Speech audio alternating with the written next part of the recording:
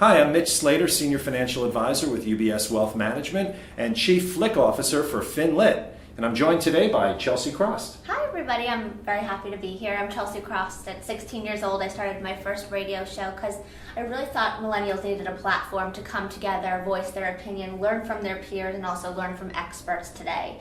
And I'm now 22 years old and host and producer of the Chelsea Cross television show, as well as the millennial spokesperson for You by Kotex, and very happy to be here. Terrific.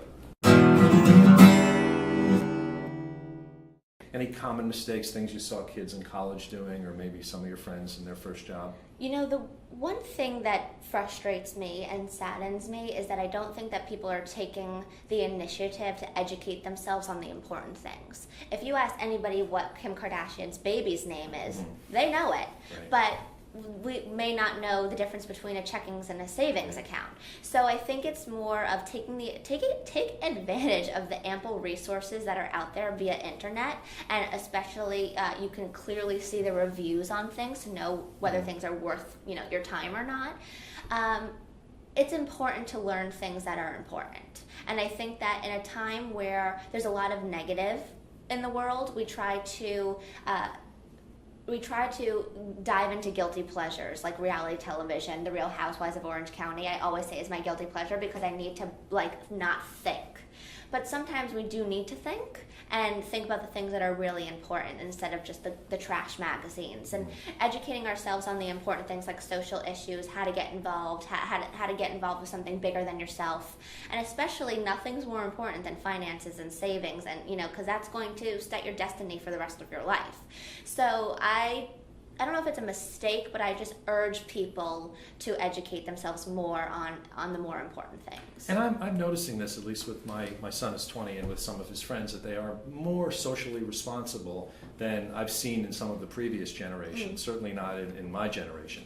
And I think that's great. I mean, Time Magazine calls your generation the me generation, not the we generation. Right. But clearly what you're doing and the missions that you've been on, and most recently in Kenya, are just showing that you care on a bigger and more on a global scale.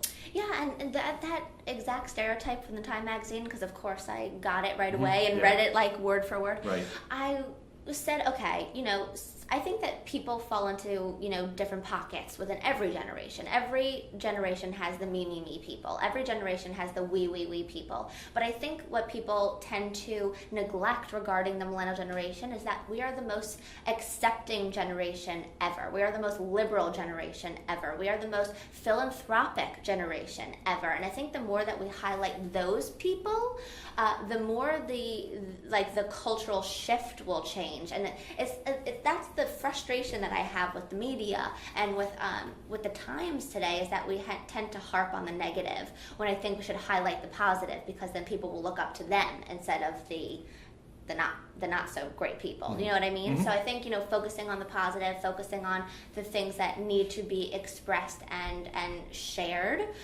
is how we're going to make this world a better place.